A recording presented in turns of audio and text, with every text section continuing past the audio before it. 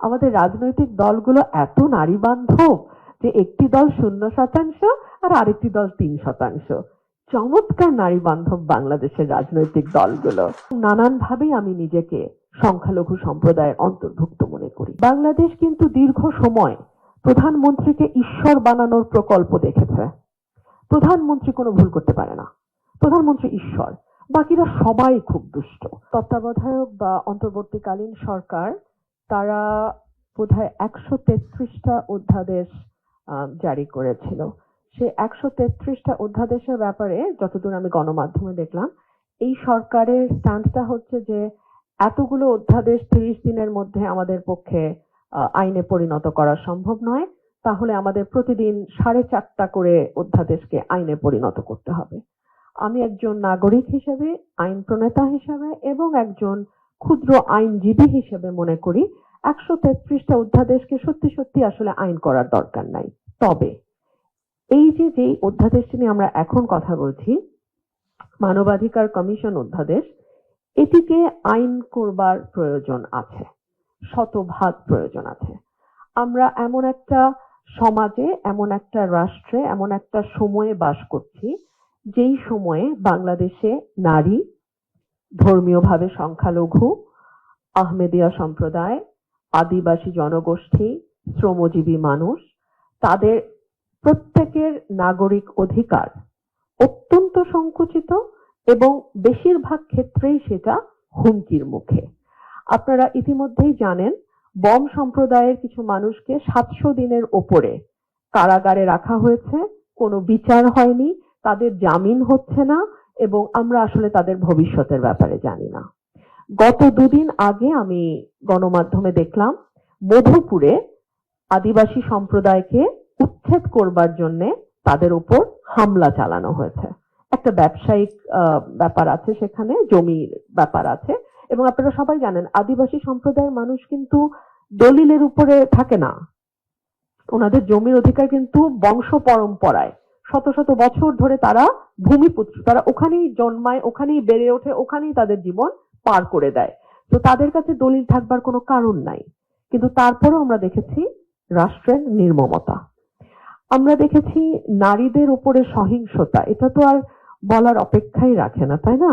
আমাদের রাজনৈতিক দলগুলো এত নারী বান্ধব যে একটি দল 0% আর আরেকটি দল 3%।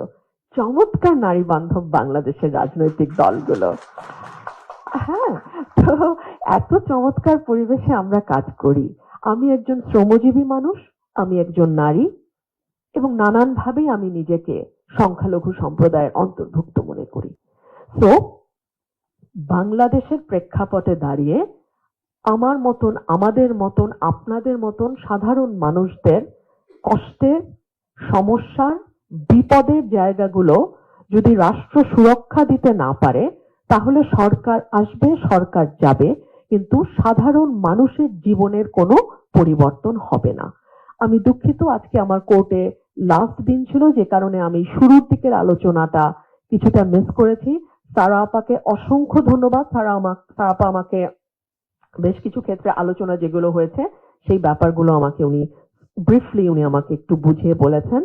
তো এখানে সারা আপা কোথায় বলেছেন মানবাধিকারের সংজ্ঞার ক্ষেত্রে লাস্টের যে লাইনটা যদি আমরা দেখি, বাংলাদেশে প্রচলিত আইনের সহিত সামঞ্জস্যপূর্ণ প্রথাগত আন্তর্জাতিক মানবাধিকার আইন দ্বারা স্বীকৃত মানবাধিকার, অর্থাৎ দেশের আইন দ্বারা স্বীকৃত হতে হবে, আর না হলে সেটা আন্তর্জাতিক আইন দ্বারা স্বীকৃত হতে হবে।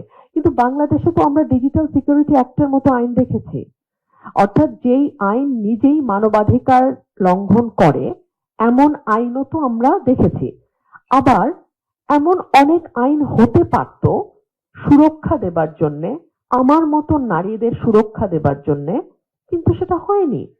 তো তাহলে কি রবিন, আপনাকে 1 মিনিট একটু বিরক্ত করি। সেটা হলো ডিজিটাল সিকিউরিটি অ্যাক্ট যদি থাকে, সেটা যদি মানবাধিকার পরিপন্থী হয় এবং যদি মানবাধিকার কমিশনের এই অধ্যাদেশ ইত্যাদি হয় আইন টাইন, তখন এগুলি নিয়ে রিট করার সুযোগ থাকবে না সুপ্রিম কোর্টে? এটা কিন্তু স্যার এমনিতেও রিট করার সুযোগ আছে। এটা it has nothing to do with মানবাধিকার কমিশন। হ্যাঁ, এটা অলরেডি রিট করা উচিত, আমার মনে হয় সারা পাচ্ছেন, রিট করা যায় যে কোনো সময়। তো মানে এই সংজ্ঞাটাকে সংকুচিত না করে সংজ্ঞাটাকে যদি আমরা খোলা রাখি, তাহলে যারাই এগ্রিভড ফিল করেন বা কেউ যদি মনে করেন তার মানবাধিকার লঙ্ঘিত হচ্ছে, তিনি যেন অন্তত একটা ফোরাম পান কথা বলার, অ্যাটলিস্ট কমিশনে গিয়ে তিনি যেন কথা বলতে পারেন। আমার দ্বিতীয় যে অবজারভেশন সেটা হচ্ছে বাছাই কমিটি, কারা আসলে চেয়ারম্যান এবং কমিশনের শূন্য পদগুলোতে যাবেন, এটা খুব ভারসাম্যপূর্ণভাবে তৈরি করা হয়েছে। এখানে প্রধান বিচারপতি কর্তৃক আপিল বিভাগের একজন বিচারক থাকবেন, তিনি সভাপতিত্ব করবেন। জাতীয় সংসদের বিরোধী দল থেকে একজন সাংসদ এবং সরকার দলীয় দল থেকে একজন, বিশ্ববিদ্যালয় থেকে একজন অধ্যাপক, একজন নাগরিক প্রতিনিধি, একজন সম্পাদক মানে পত্রিকার সাংবাদিক এবং আরেকজন ক্ষুদ্র নৃগোষ্ঠী বা আদিবাসী সম্প্রদায়কে রিপ্রেজেন্ট করে। আমি জানি না এই সরকার এটি কতটুকু অ্যাজ ইট ইজ রাখবে, কিন্তু আমার মনে হয় যে এই যে একটা ভারসাম্যপূর্ণ বাছাই কমিটি, এটাকে এভাবে রাখলেই ভালো হয়। এবং আমি আমার পূর্ববর্তী বক্তার কথা খুব মনোযোগ দিয়ে শুনছিলাম। বাংলাদেশ কিন্তু দীর্ঘ সময় প্রধানমন্ত্রীকে ঈশ্বর বানানোর প্রকল্প দেখেছে। প্রধানমন্ত্রী কোনো ভুল করতে পারে না, প্রধানমন্ত্রী ঈশ্বর, বাকিরা সবাই খুব দুষ্ট, সবাই প্রধানমন্ত্রীকে ভুল বোঝায়, সবাই প্রধানমন্ত্রীকে দিয়ে ভুল কাজ করায়, সবাই প্রধানমন্ত্রীকে দিয়ে ভুল কথা বলায়। আমরা যেন ওই ট্র্যাপে আর না পড়ি। আমরা সবাই মানুষ, রুমি, কেউ ঈশ্বর নয়। ওটার মাধ্যমে প্রধানমন্ত্রী মানবাধিকার লঙ্ঘিত হয়, তাকে যদি এভাবে তুষ্ট করা হয়। মানবাধিকারটা তখন লঙ্ঘিত হয় যখন আমরা আকাশ থেকে হঠাৎ করে ধুম করে নিচে ফেলে আছড়ে ফেলে দিই, সেটাও হয় না। মানে আমাদের আসলে মাত্রা জ্ঞানের কোথাও কোনো সমস্যা আছে সম্ভবত। হ্যাঁ, আমরা মানুষকে হয় ঈশ্বর বানাই, না হলে মানুষকে শয়তান বানাই। মানুষ কিন্তু ঈশ্বরও না, শয়তানও না, মানুষের দোষে গুণে মানুষ। আর প্রধানমন্ত্রীর it's an office, let's deal it professionally, তাই না? এবং আমার মনে হয় তাহলেই দেশে ভারসাম্য থাকবে এবং সকলেরই তাতে মঙ্গল হবে।